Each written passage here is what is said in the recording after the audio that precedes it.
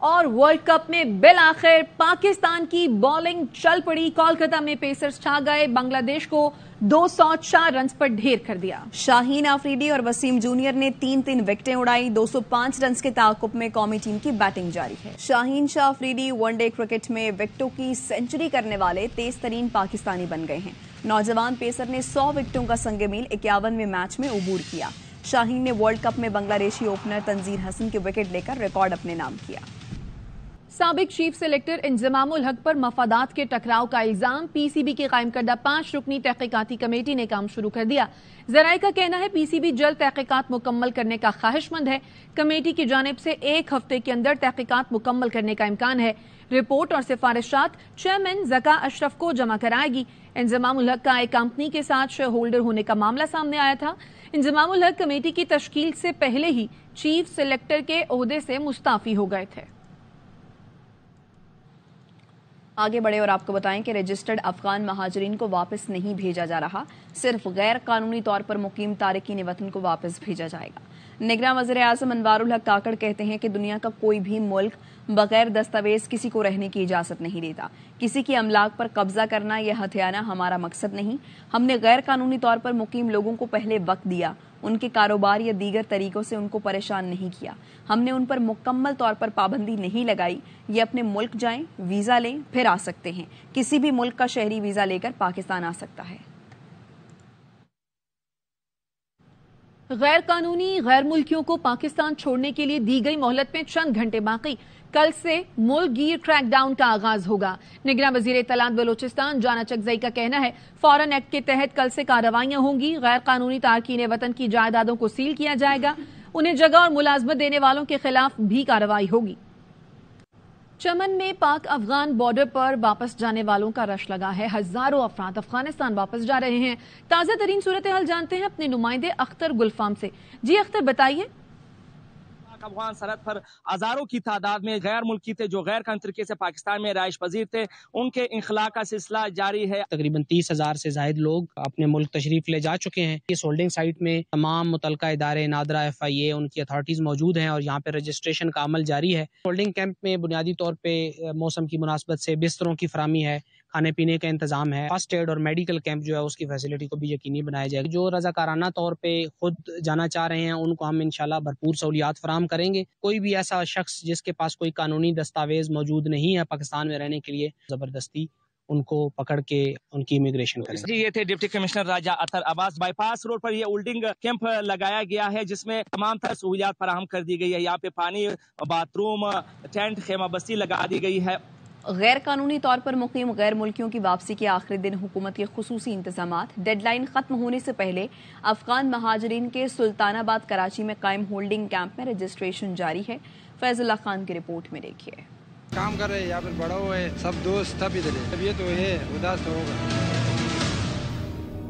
نثار احمد اور گل عالم افغان صوبوں جوزجان اور نیمروز سے 30 سال پہلے ہجرت کر کے پاکستان آئے تھے. حکومت کی جانب سے ڈیڈ لائن کے آخری روز افغانستان واپسی کے لیے ہولڈنگ کیمپ پہ رجسٹریشن کرائی. ادھر کیمپ بنا ہوا نادرا سسٹم پہ میرا خیال ہے کہ میں آئے اپنے ریکارڈ چیک کر کے اپنے لیے ایک ثبوت لے کے جاؤں. سلطان آباد میں قائم ہولڈنگ سینٹر میں غیر قانونی تارکین وطن کی دستاویزات کی جانچ پڑتال کے لیے پولیس, نادرا اور ایف آئی اے حکام بھی موجود ہیں.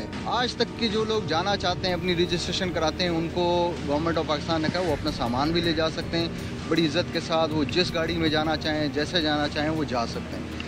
ٹمارو آن ورڈ پھر ان کی سے نہیں ہوگی, پھر حکومت پاکستان اپنے طریقے سے ان کو بھیجے گی. تارکین وطن کے لیے سندھ میں 3 مراکز قائم کیے گئے ہیں جبکہ کراچی میں موجود مرکز میں 300 افراد کو رکھنے کی گنجائش ہے جہاں سے غیر قانونی تارکین وطن کو چمن کے لیے روانہ کیا جائے گا. غیر قانونی تارکین وطن کی واپسی کے لیے مساجد میں اعلانات کے ساتھ ان کی کمیونٹی کے مشران کو بھی اعتماد میں لیا گیا ہے.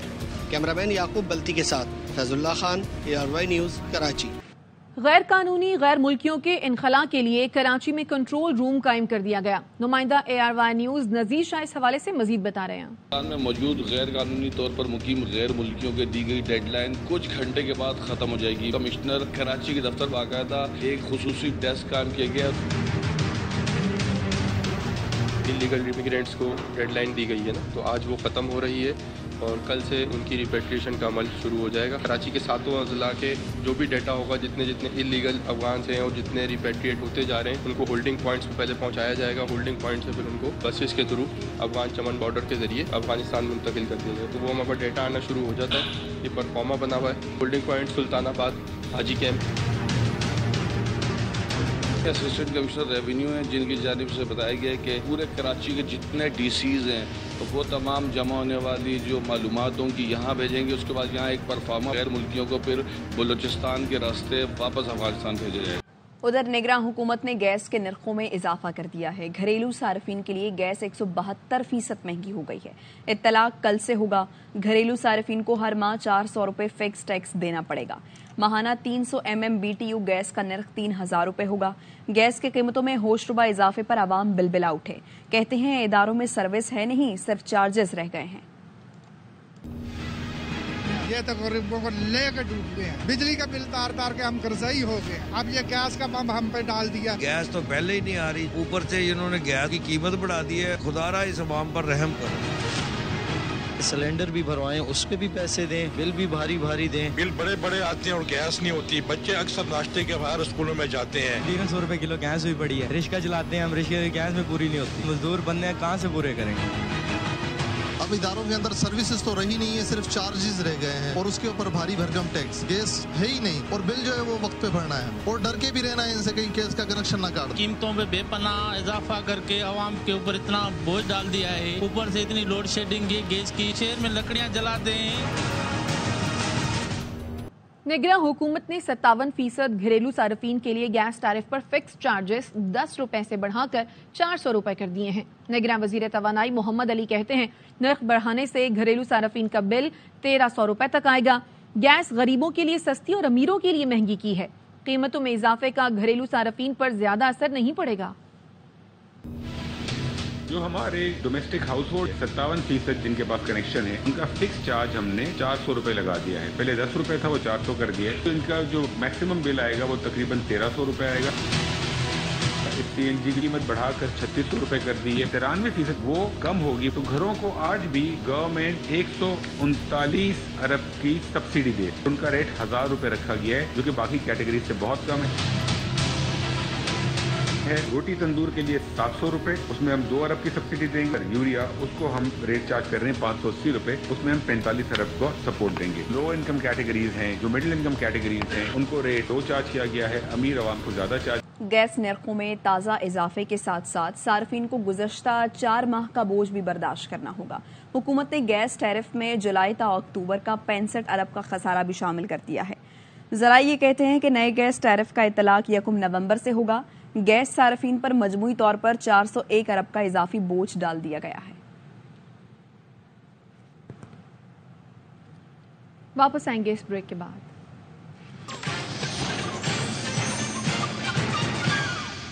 Welcome back. Supreme court bar ایسوسی ایشن کے سالانہ انتخابات میں ووٹنگ کا عمل مکمل ہونے کے بعد ووٹوں کی گنتی اور ابتدائی نتائج آنے کا سلسلہ جاری ہے. اب تک کے نتائج کے مطابق کیا صورتحال ہے؟ راجہ محسن اعجاز ہمارے ساتھ موجود ہیں اسلام آباد سے. راجہ محسن اعجاز بتائیے دن بھر کیا صورتحال رہی اور ابھی مجموعی صورتحال کیا ہے؟ دیکھیے آج صبح 8:30 بجے کے قریب سپریم کورٹ بار ایسوسی ایشن کے سالانہ انتخابات کے لیے ووٹنگ کا عمل شروع ہوا جو شام 5 بجے تک جاری رہا. اس دوران دن 1 بجے سے 2 بجے تک 1 گھنٹے کی ایک بریک بھی لے گئی, لنچ بریک. اگر اوورال دیکھا جائے تو یہ بڑا پرامن انداز سے انتخاب کا جو مرحلہ تھا, جمہوری پروسیس تھا, یہ مکمل ہوا. جو ہی ووٹنگ کا عمل ختم ہوا 5 بجے, اس کے بعد یہاں پر اب گنتی کا عمل جاری ہے. اب تک تقریباً کوئی 150 کے قریب ووٹ جو ہیں وہ گنے جا چکے ہیں اور اب تک کے جو نتائج ہیں اس کے مطابق جو شہزاد شوکت ہیں انہیں معمولی برتری حاصل ہے میاں عبدالقدوس پر اسلام آباد کے اس پولنگ سٹیشن پر, جہاں پہ کل 678 رجسٹرڈ ووٹ تھے جن میں سے 586 ووٹ پول ہوئے اور ان میں سے ابھی تک 150 کے قریب جو ووٹس ہیں وہ گنے جا چکے ہیں. اسی طرح ملک بھر میں 12 مختلف شہروں میں پولنگ سٹیشنز قائم کیے گئے تھے اور ان 12 شہروں میں یہ الیکشنز کے لیے پولنگ ہوئی اور سکھر سے بھی جو ہے وہ یہ بتایا جا رہا ہے کہ شہزاد شوکت کو جو ہے وہاں پہ بھی برتری حاصل ہے. سب سے جو بڑا اس الیکشن میں جو پولنگ سٹیشن یا سب سے بڑا جو رجسٹرڈ ووٹر ہے وہ لاہور شہر کا ہے اور تقریباً 1350 سے زائد ووٹرز ہیں وہاں پہ رجسٹرڈ. اور لاہور کا جو رزلٹ ہوگا اوورال وہ اس الیکشن کا جو ہے اس بڑا الیکشن یہ اس کے اوپر بھی ڈیپینڈ کرتا ہے. اور وہاں سے بھی صحیح ہے، یعنی آپ بتا رہے ہیں کہ جو لاہور کا رزلٹ ہوگا اوورال وہی رزلٹ ہوگا. راجہ محسن اعجاز ہمیں تفصیلاً آگاہ کر رہے تھے، آپ کا بہت شکریہ. Welcome back. 9 مئی واقعے کی تحقیقات پولیس JIT نے اسد عمر کو کل 4 بجے طلب کر لیا. اسد عمر کو DIG انویسٹیگیشن آفس لاہور میں طلب کیا گیا ہے. طلبی کے 5 نوٹس جاری کیے گئے. تھانہ سرور روڈ سمیت 5 مختلف مقدمات میں شامل تفتیش کیا جائے گا.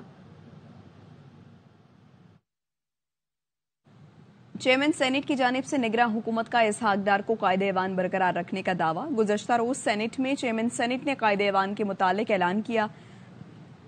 صادق سنجرانی نے کہا وزیراعظم کی جانب سے اسحاق ڈار کو قائد ایوان بنانے کی رضامندی آئی. وزیراعظم آفس نے تاحال اسحاق ڈار کو سینٹ میں قائد ایوان مقرر کرنے کی تصدیق نہیں کی. وزیراعظم ہاؤس نے کہا ہے اسحاق ڈار کو سینٹ میں قائد ایوان بنانے کے متعلق معلومات نہیں ہے. نگراں وزیراعظم کی جانب سے کسی جماعت کے سینیٹر کو قائد ایوان مقرر کرنے کا امکان کم ہے. حکومت کے متعلقہ پارلیمانی سیکشن نے بھی چیئرمین سینٹ کے دعوے سے لا علمی کا اظہار کیا ہے. اگر کوئی اس قسم کا نوٹیفیکیشن ہوا ہے تو پھر میں اپنے الفاظ واپس لے لوں گا. بالکل دیکھیں مجھے اگر نہیں ہوا تو جناب چیئرمین صاحب یہ آرڈر آف دا ڈے جو ہے یہ میں کہتا ہوں میں عرض کرنا چاہتا ہوں پہلے سن لیں میں یہ سمجھتا ہوں سر کہ یہ جو ہے پاکستان پیپلز پارٹی کے ساتھ منسٹر آف اسٹیٹ تھے. منسٹر آف اسٹیٹ تمام ڈی نوٹیفائی کر دیے تھے. ان کو وہ اسٹیٹس دیا تھا چیف وپ, تو وہ as a minister of state chief whip تھے, اس لیے ڈی نوٹیفائی ہو گئے. آپ ان کو پھر گورنمنٹ سے کرا کے لیں, ہمیں کوئی اعتراض نہیں ہے. اور رہی لیڈر آف دا ہاؤس کا, وہ میرے پاس پرائم منسٹر کا کنسنٹ آ گیا ہوا ہے کہ یہی کنٹینیو کریں گے. Thank you.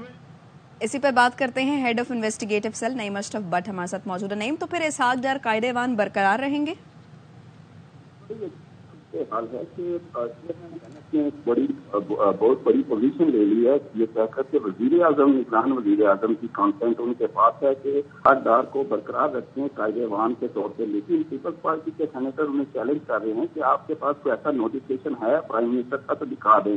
جب ہم نے پرائم منسٹر آفس سے چیک کیا تو ان کے ذرائع نے یہ کہا کہ پہلے تو انہوں نے لا علمی کا اظہار کیا, پھر متعلقہ جو لوگ ہیں جو آفیسرز ہیں جو پارلیمنٹری افیئرس کو گورنمنٹ کی جانب سے ڈیل کرتے ہیں انہوں نے بھی لا علمی کا اظہار کیا. بلکہ کچھ ذرائع نے یہ بھی کہا کہ نگران وزیر اعظم جو ہیں وہ ان کی حیثیت ایک نیوٹرل گورنمنٹ ہے, وہ کیسے ایک سیاسی جماعت کے جو سینیٹر ہیں انہیں قائد ایوان مقرر کر سکتے ہیں. لیکن اس کی مثالیں ماضی میں پیپلز پارٹی کے سینیٹر نے دی ہیں. اسی لیے انہوں نے چیلنج کیا کہ آپ کوئی نوٹیفکیشن پرائم منسٹر آفس کی جانب سے دکھا دے تو ہم مان جاتے ہیں. یعنی یہ اختیار جو ہے یہ پرائم منسٹر کا ہے, کیونکہ سینٹ میں قائد ایوان جو ہیں وہ پرائم منسٹر کی سیٹ پر بیٹھتے ہیں. اگر پی ایم وہاں موجود نہیں ہے تو ان کی جگہ پر قائد ایوان کو بٹھایا جاتا ہے. لیکن پرائم منسٹر آفس کی جانب سے اس کی تصدیق نہیں ہوئی, بلکہ انہیں لا علمی کا اظہار کیا ہے اور انہوں نے کہا کہ ایسا کوئی نوٹیفکیشن یا رضامندی ہمارے علم میں نہیں ہے. اب یہ صادق سنجرانی صاحب کا یہ دعویٰ جو ہے یہ اس سے بہت بڑا کوشچن ہے کہ آپ سینٹ میں بیٹھ کے اتنی بڑی بات کیسے کر سکتے ہیں جبکہ پی ایم آفس اس کی تصدیق نہیں کر رہا. بہت شکریہ نعیم. آج لیول پلینگ فیلڈ کی بات کرنے والے 2017 میں نواز شریف سے لیول پلینگ فیلڈ چھیننے والوں میں شامل تھے. لیگی رہنما احسن اقبال کی نون لیگ کے اجلاس کے بعد میڈیا سے گفتگو. کہتے ہیں پیپلز پارٹی کو تو خوش ہونا چاہیے, تمام جماعتوں کو لیول پلینگ فیلڈ مل رہی ہے. اگلے وزیر اعظم نواز شریف ہی ہوں گے. لیول پلینگ فیلڈ کی بات کرتے ہیں. 2017 میں مسلم لیگ نون سے لیول پلینگ فیلڈ چھینی گئی تھی کے اندر, تو وہ اس وقت شریک تھے. ان کی لیول پلینگ فیلڈ تو زرداری صاحب اور بلاول بھٹو صاحب کی صورت میں ان کے پاس موجود ہے.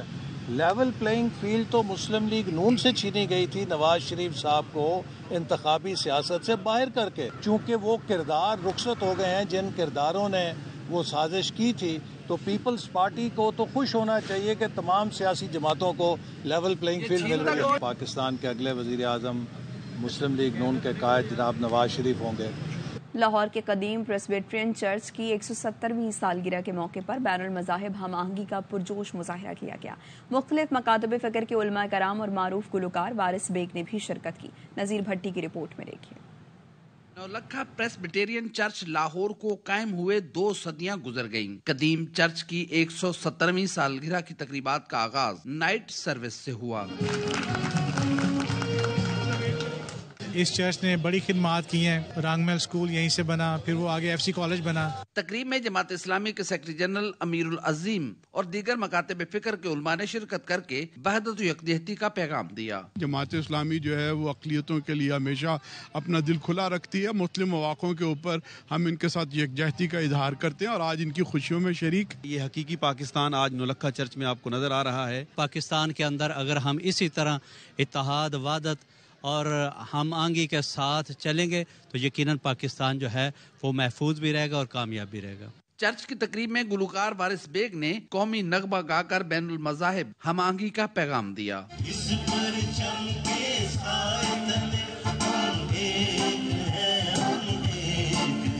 कैमरामैन अजहर बशीर के साथ नजीर भट्टी, ARY न्यूज़, लाहौर। अब तक के लिए इतना ही। देखते रहिए ARY न्यूज़।